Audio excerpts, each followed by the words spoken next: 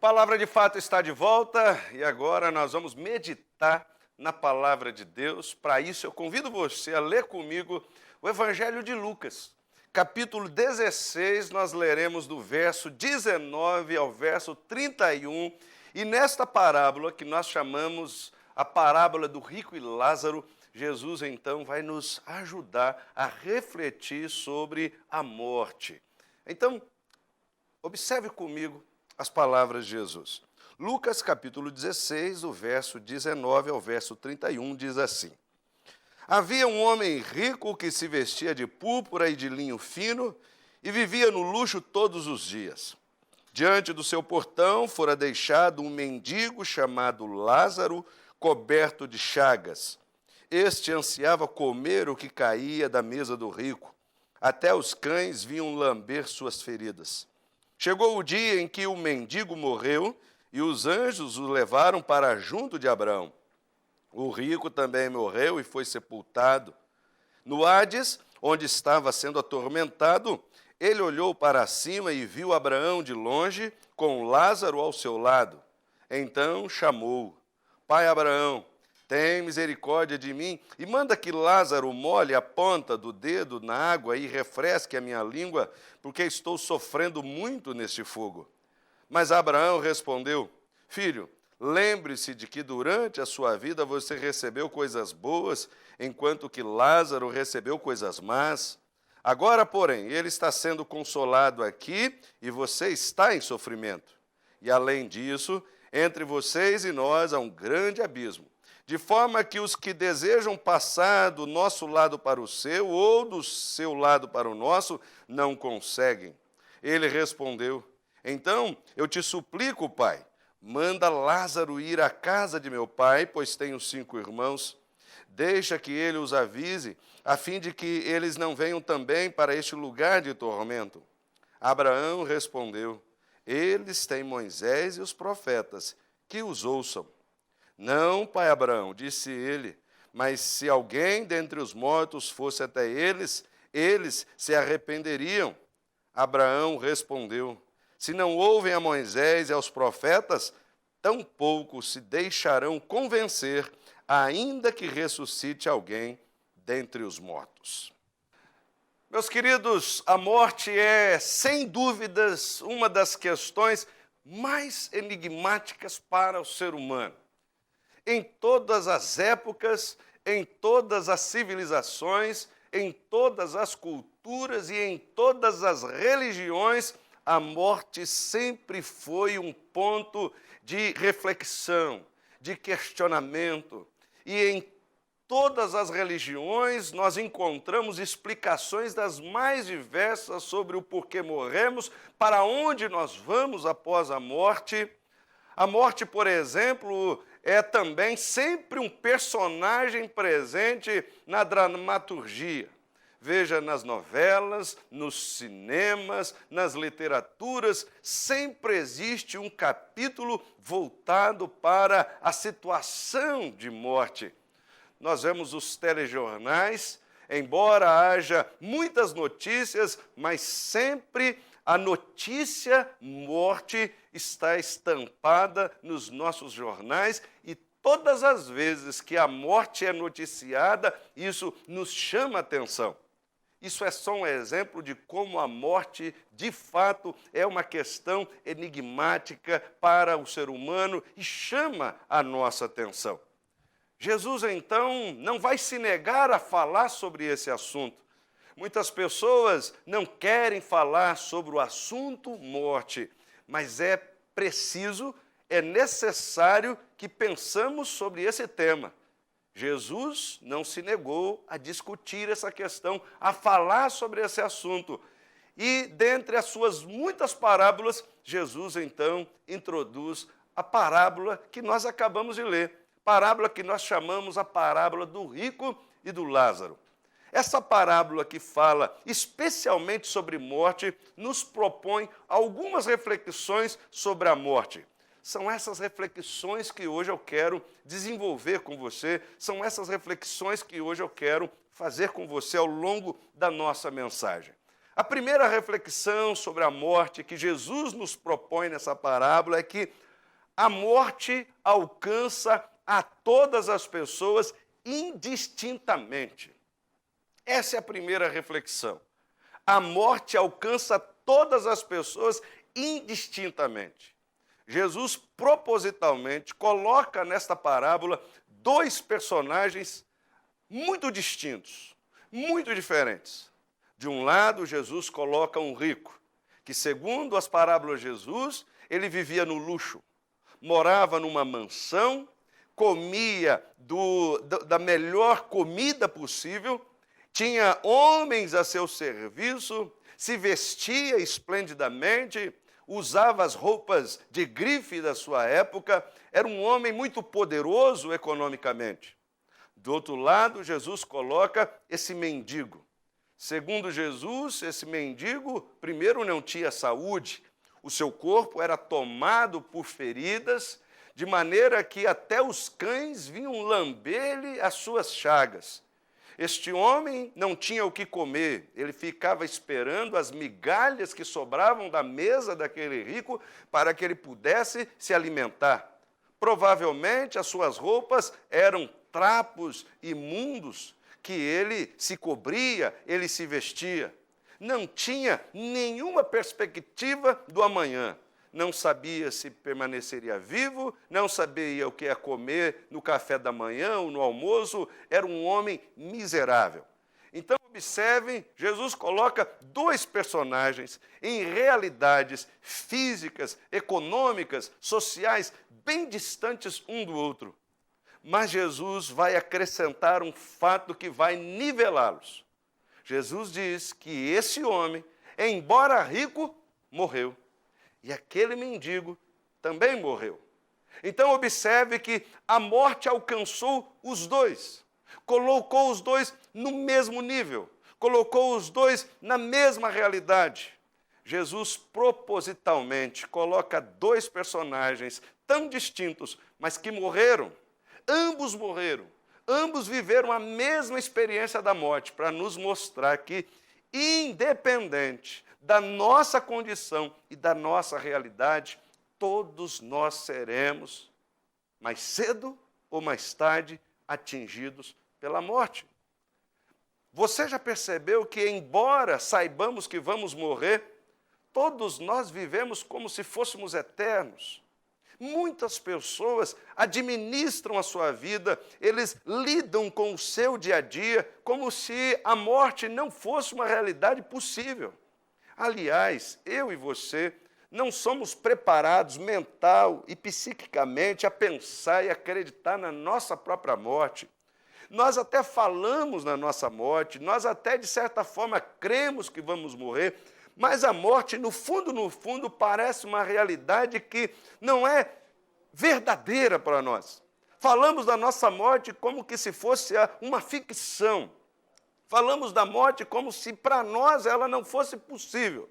É possível para os outros, é uma realidade para os outros, mas no fundo não acreditamos que ela é para nós. É por isso que muitas pessoas vivem a sua vida de forma irresponsável. Levam a sua família, administram sua empresa, eles tocam o seu dia a dia, a sua carreira profissional, de maneira absolutamente irresponsável, como se eles não fossem morrer. O que Jesus quer advertir-nos, o que Jesus quer avisar-nos é: se preparem, todos vocês vão morrer. Seja você um homem rico, como este homem da parábola, seja você um miserável, como o mendigo que Jesus coloca em cena. Seja você um homem sem religião, ou seja você um homem muito religioso. Seja você alguém que tenha nome, status na sociedade, seja você um anônimo. Seja você alguém que está cheio de saúde, ou até mesmo você esteja fragilizado por enfermidade. Seja você uma pessoa altamente intelectualizada, ou você que não tenha nenhuma escolaridade. Não importa se você é uma pessoa muito jovem ou se você já é uma pessoa de idade. essas diferenças não importam. A morte nos coloca no mesmo patamar, no mesmo nível. A morte alcança a todos. Essa é a primeira reflexão que Jesus nos propõe nessa parábola. A morte é uma realidade que alcança todas as pessoas indistintamente. A segunda reflexão que Jesus nos propõe nessa parábola é que há realidades espirituais a serem vividas após a morte biológica. Jesus vai nos mostrar que depois que este mendigo faleceu, depois que este homem rico também morreu, eles não deixaram de existir. A sua existência não teve um ponto final. A parábola continua se desdobrando mesmo depois que biologicamente eles morreram. Depois que morreram, Jesus continua a história, a parábola continua seu enredo, porque Jesus quer mostrar-nos que depois que morremos biologicamente, depois que o nosso corpo físico ele encontra-se com a morte, a nossa vida ainda há de continuar. Existem pessoas que acreditam que depois da morte, a nossa alma deixa de existir. Há muitas pessoas que acreditam na extinção da alma depois da morte física. No entanto, esse pensamento, ele entra em conflito com aquilo que Jesus está mostrando para nós. Seria até interessante pensar na extinção da alma após a morte. Há muitas pessoas que até se simpatizam com esse pensamento porque parece confortável viver sem ter que, depois da morte, ter necessidade de prestar conta da nossa vida a alguém superior a nós. Por isso, muitos vivem irresponsavelmente, porque acham que não terão que prestar contas de sua vida a ninguém. No entanto, Jesus está querendo dizer que depois que morremos, existe uma realidade que eu e você teremos que encarar. Mas há algo interessante nesta parábola que Jesus nos mostra, que depois que eu e você morremos, os que morreram em Cristo, ou até mesmo aqueles que morreram longe de Jesus, mesmo após a morte física, a sua morte biológica, na eternidade, Jesus deixa-nos entender que há uma continuidade da nossa identidade.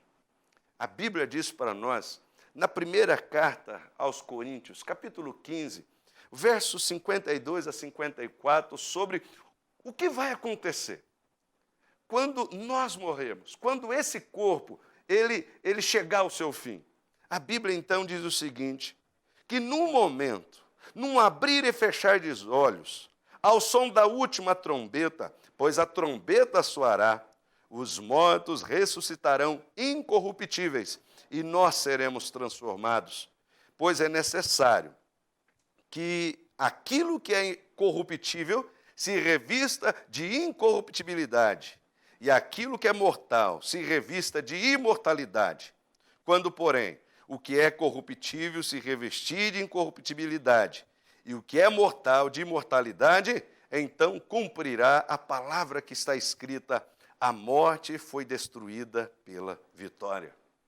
Essa é a promessa que a Bíblia faz àqueles que creram em Cristo. A Bíblia está dizendo que quando Jesus voltar, aqueles que morreram terão seus corpos ressuscitados. Agora, não mais com um corpo sujeito ao pecado, um corpo corruptível, mas agora receberão um corpo glorificado. O que é corruptível vai se revestir de incorruptibilidade. O que era mortal se revestirá de imortalidade. E agora sim, nas realidades celestiais, poderemos desfrutar plenamente da nossa vida. Não mais sujeito à morte, ao pecado, ao que é corruptível. E aí, então, nesta parábola, Jesus nos propõe essa reflexão. Após a nossa morte, a nossa identidade é de continuar. Jesus conta que lá, na realidade após a morte, o Lázaro continua sendo chamado de Lázaro. Aquele rico que morreu, ele ainda consegue identificar a sua família que tinha ficado viva. Então, observe, as identidades não foram alteradas, as identidades continuaram. E nós podemos crer nisso. Ora, o relacionamento que nós desenvolvemos com Deus nessa terra, na verdade, ele há de continuar na eternidade. Eu, o Paulo Abner, serei o Paulo Abner no céu. A diferença é que agora eu viverei plenamente tudo o que Deus separou para que eu pudesse viver. Agora, o Paulo Abner, que tem um relacionamento com Deus aqui, poderá ter com Deus um relacionamento com o Pai. Mas agora essa relação será plena. Agora essa relação será sem qualquer dificuldade. Então, que bom que após a nossa morte física, nós poderemos continuar com a nossa identidade, a nossa relação com Deus continuará se desenvolvendo. Mas há uma outra reflexão que Jesus propõe para nós nessa parábola. A terceira reflexão é que há dois caminhos possíveis após a morte biológica. Jesus quer mostrar-nos, quer propor nessa reflexão. Após a nossa morte física, existem apenas dois caminhos possíveis para vivermos na eternidade. Jesus vai falar de duas realidades. A primeira, Jesus disse que aquele homem, um mendigo chamado Lázaro, morreu, mas ele foi levado para junto de Abraão. Abraão é um personagem que é chamado de o pai da fé. O Abraão representa as pessoas que creem em Deus. Então, o fato do Lázaro ter sido levado para junto de Abraão significa que o Lázaro foi levado para o lugar onde Deus está. É uma eternidade junto de Deus. Mas Jesus diz que este rico, e ele foi para um lugar de tormento não porque ele era rico. O Lázaro também não foi para junto de Deus porque era pobre. O que entra aqui não são as questões econômicas. O que está implícito na mensagem é que este homem, apesar de miserável, cria em Deus. E este homem rico teve tudo para crer no Senhor e mesmo assim não creu. Este homem foi para um lugar de tormento. Veja, Jesus não coloca outra alternativa, Jesus não coloca outra realidade a não ser este lugar onde Deus está e este lugar onde Deus não está. Ora, há muitos que acreditam que após a nossa morte física, nós podemos entrar num ciclo de morte e reencarnação, onde você então vai experimentar novas vidas, reencarnando-se outras vezes. E esse ciclo vai se desenvolvendo.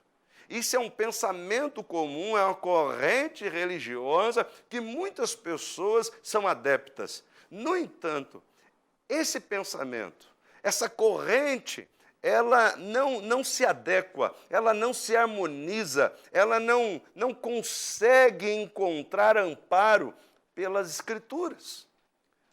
A Bíblia vai dizer, na carta aos Hebreus, capítulo 9, versículo 27, versículo 28, o seguinte, preste bem atenção, esse texto vai nos mostrar que todos os homens estão destinados a morrer uma só vez.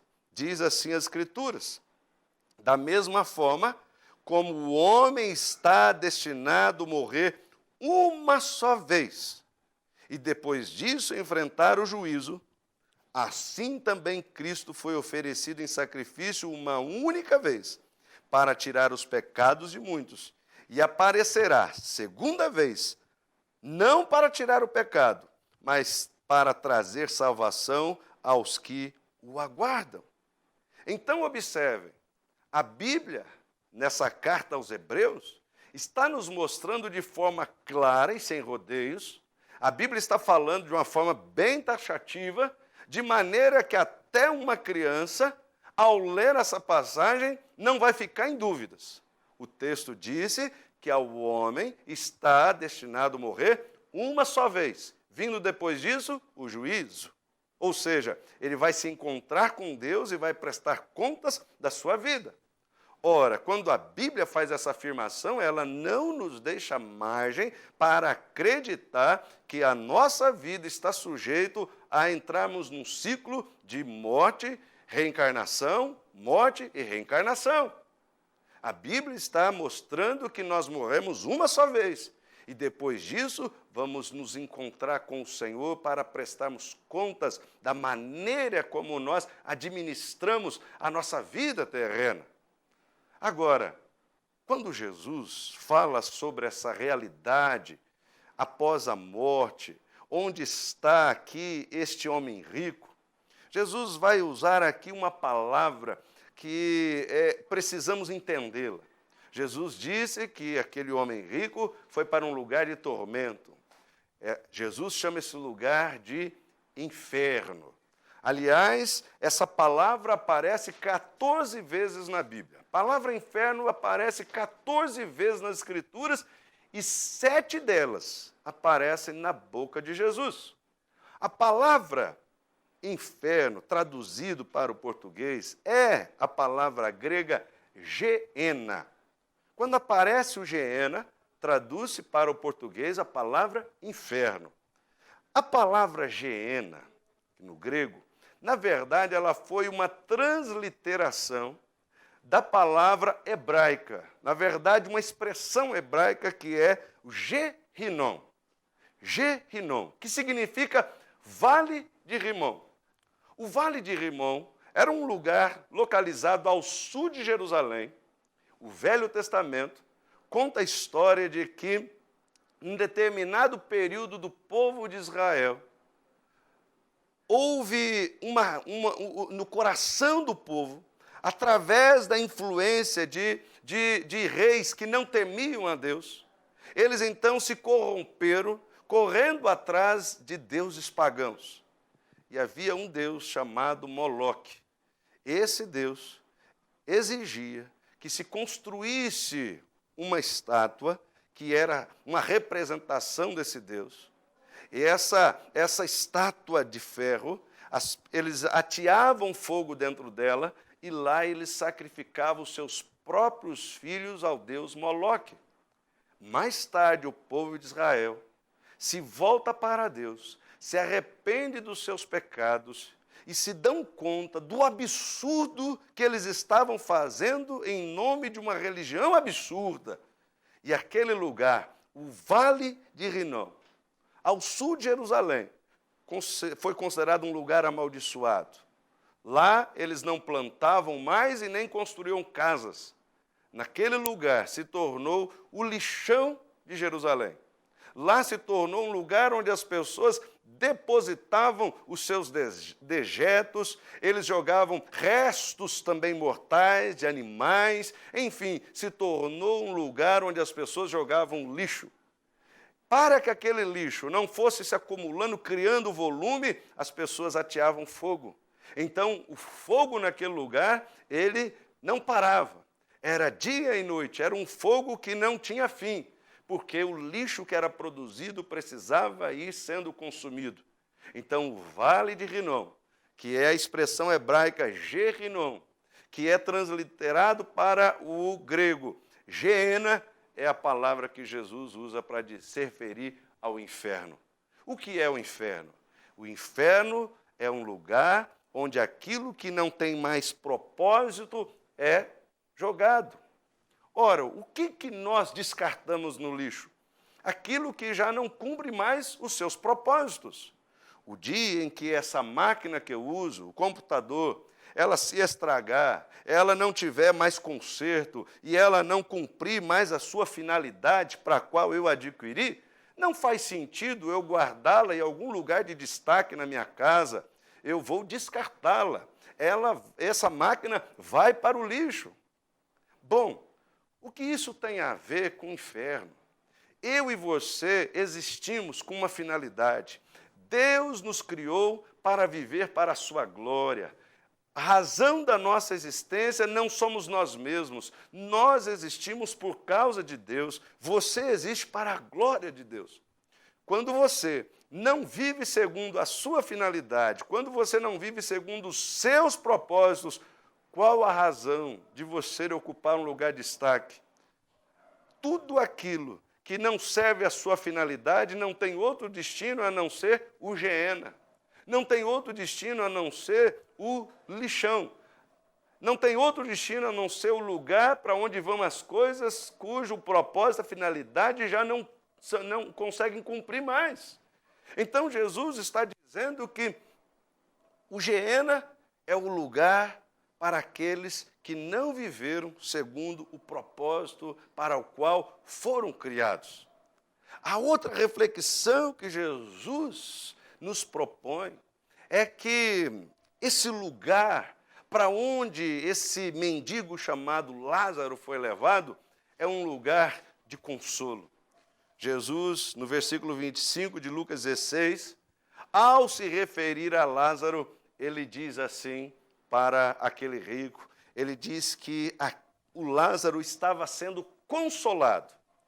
Lázaro passou a sua vida em sofrimento, em dores, ele fora abandonado por causa da sua enfermidade, vivia numa civilização onde as enfermidades eram consideradas, às vezes, uma maldição, e por isso, provavelmente, ele não encontrou amparo na família, então ele vivia pelas ruas.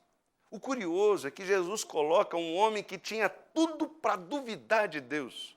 Ele tinha tudo para não acreditar num Deus bondoso. No entanto, apesar da sua miséria, ainda assim o seu coração cria em Jesus, cria no Criador, cria no Senhor dos Senhores. Ele acreditava num Deus que o amava.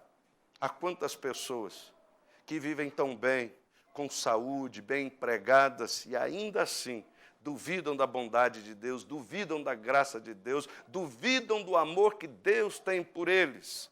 Em contrapartida, há pessoas como este miserável, pessoas que têm tudo para murmurar com Deus, têm tudo para não crer, e, no entanto, no seu coração consegue desenvolver uma genuína e singela fé, conseguem crer na bondade, na graça de Deus para com a sua vida.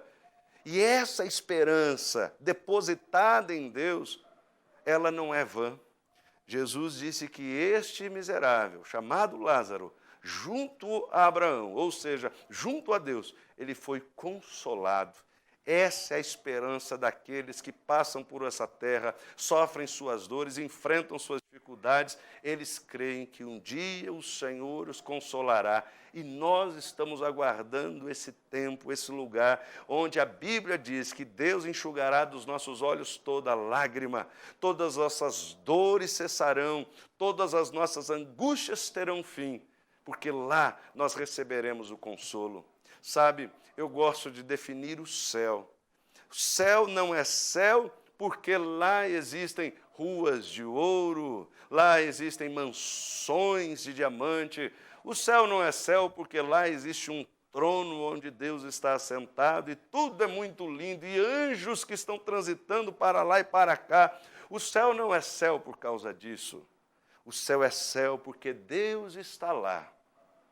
O céu é céu porque Deus está lá. Essa é a melhor definição que eu encontro do que é céu. O céu é o lugar onde Deus está e se manifesta plenamente.